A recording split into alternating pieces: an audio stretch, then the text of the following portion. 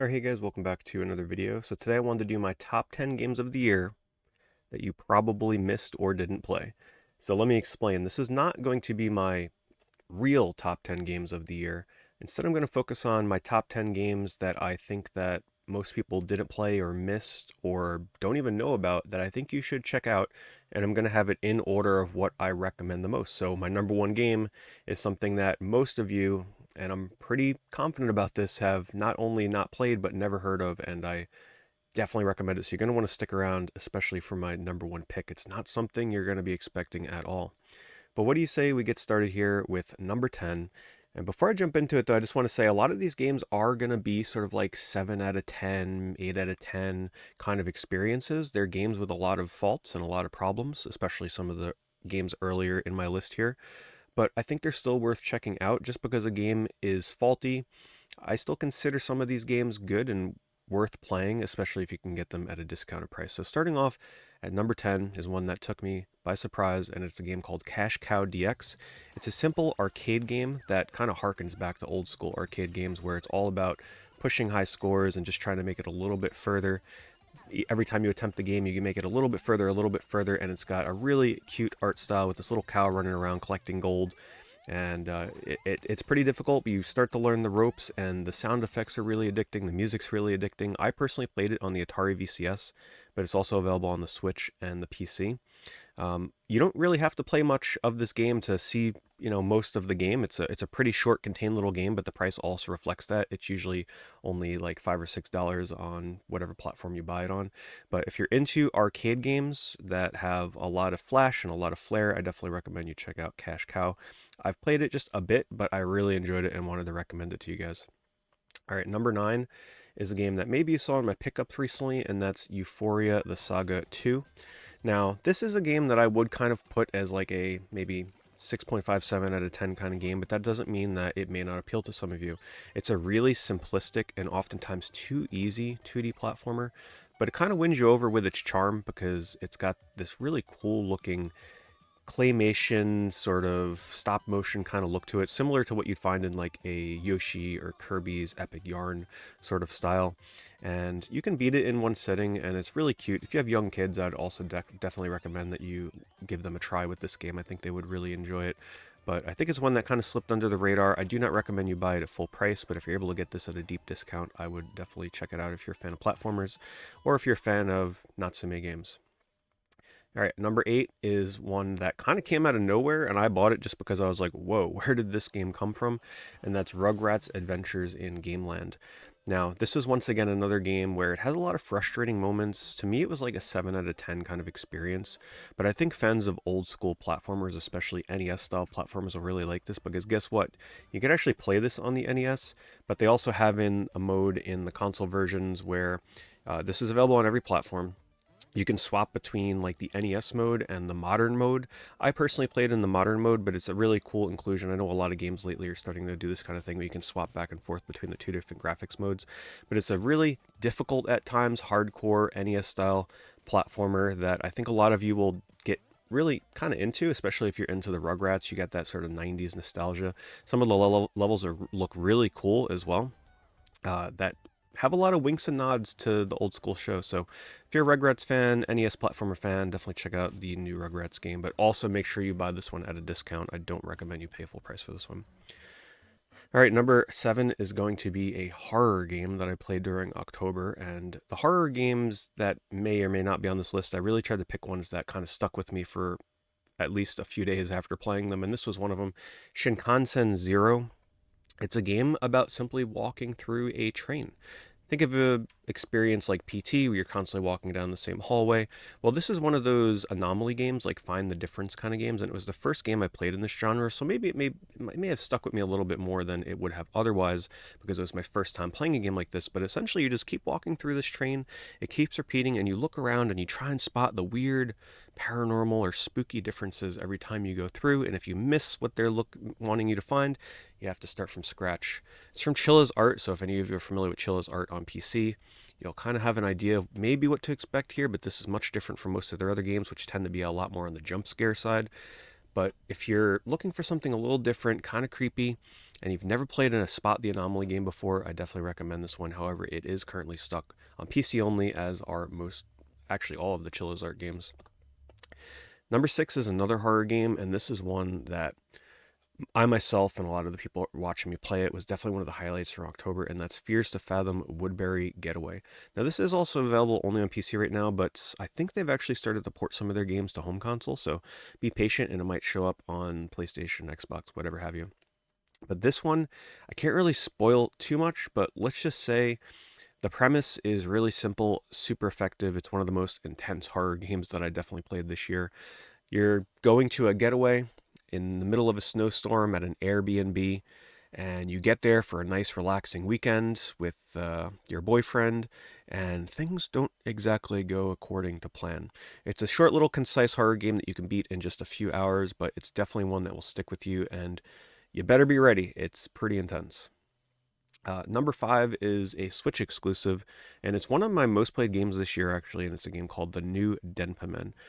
Now, this is an RPG that is free to play, exclusive to Switch, and it does have microtransactions, but you can absolutely just sit down and play this game and not worry about them at all.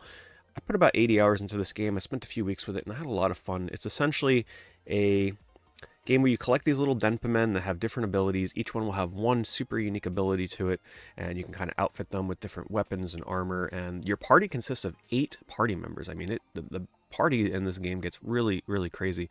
So kind of like fitting in your different Denpa men into your party strategically to take down certain bosses and enemies in dungeons was a lot of fun. It's really wacky, really weird. It's part of a series that I've never delved into until now, but I was pleasantly surprised by it. It was the kind of game where I just sat down in the morning with a cup of coffee, played it for an hour or two each day, and I had a lot of fun with it. It's got a little bit of light Animal Crossing elements to it, where you can like work on your town, and you can go fishing and all this kind of stuff. But it is very grindy.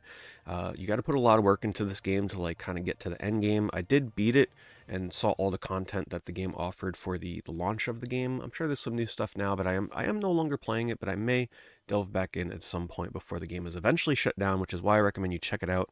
Because this is a free-to-play online game, there will come a time where this game probably ceases to exist unless they come out with a offline version. All right, number 4 is a game that also kind of came out of nowhere, and it was kind of like an 8 out of 10 to me, but I think for some people this might be a 9 out of 10, maybe even 10 out of 10 kind of game. And I think how this game is available, I think, is what really kept it buried and under the radar for people discovering it. And it's called a game called Retro Realms Halloween, and yes, it is based off of the Michael Myers Halloween. Just out of nowhere, we have a new Halloween game, and it's a side-scrolling action platformer that is super brutal. Like, it's bloody, it's gory, it's really over the top, and I think fans of really hardcore hack and slash platformers, especially like the new gen era with like the hyper pixel animations and everything, will really enjoy this one. The music's got that sort of 80s flair to it, a lot of references to the Halloween movies. You're going to get a lot out of this if you've seen more than just the first Halloween. I'm not an aficionado on the series, so I mostly only caught the references to the first film, but there's a lot of fun to be had here, and it is extremely difficult. There are some really hard and frustrating levels, and it's got this mechanic where you kind of swap between the present day, like normal looking game, and then you go to like the nightmare realm where everything turns into monsters, but you can access like alternative routes and everything. So it's a really cool game. I definitely recommend you check it out. You can also beat it in one sitting. Number 3 is a game that I'm actually right at the end of the game right now, very close to it at least, but I think I've seen enough to know that this is a game that I can recommend. I just recently started playing it, and I can definitely recommend to people out there that are into really weird games, and that's Slitterhead. Slitterhead is available on everything but the Switch, so if you're a Switch owner, unfortunately it's not available on that. But Slitterhead, man, it's really weird. It's one of the weirdest games I've played in a long time. The main gimmick is you're like playing as this soul that hops between humans, and you possess the humans and you use them in combat. But what really makes this game stand out is the frantic style of the combat, and also chase sequences, because in a boss fight or something, you're hopping between different characters, constantly bouncing between them to use different abilities, and bounce to a different human before the current one you're using gets killed. There's some really crazy chase sequences, and it's sort of like 25% visual novel as well, with some really trippy, strange scenes to introduce you to the characters. But I always found myself really looking forward to seeing what new character and abilities they had next. There's like skill trees, but every character that they give you to play as in this game feels super unique to the previous one. And just when you think you found the next best, coolest, fun to play character, they introduce another one to you, and it really helps keep the game moving at a decent pace, because it is very repetitive, but because they're constantly giving you new characters and abilities, it's quite a lot of fun. It's from the creator of the original Silent Hill, so if that doesn't make you slightly interested in this one, I think you should check it out. I think it's kind of slipping under a lot of people's radars. Maybe wait until it comes down in price a little bit. Don't pay full price, but I wanted to just remind you about Slitterhead. I've been enjoying it quite a lot. Number 2 here is one that you're most likely to have heard of, but I think it's one of those games that fits into the you've heard of it, but you're kind of writing it off kind of category. And I really want to recommend this game to you guys, because I think you're really missing out on something that you might actually really enjoy. Now, hear me out on this one. It's Infinity Nikki. It's on PS5, PC, and mobile.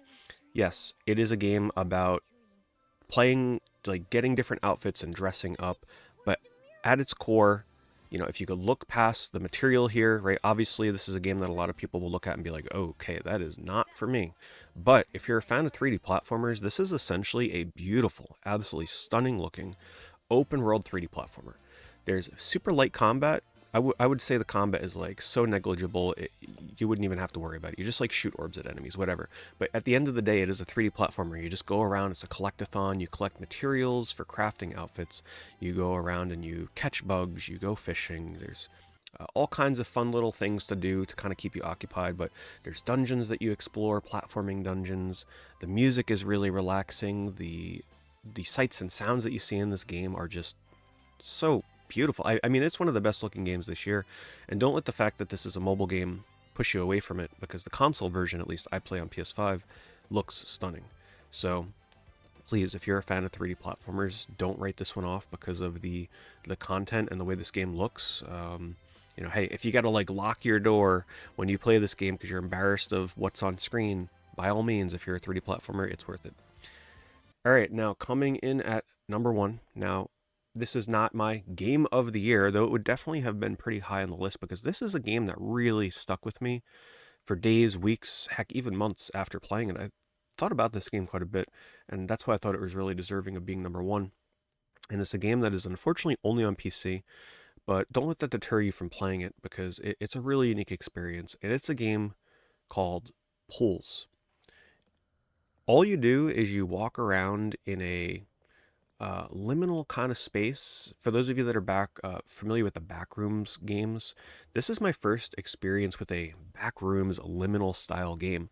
However, it was billed by many people in their reviews as being like the best in the genre. So I played the best of the best from the start.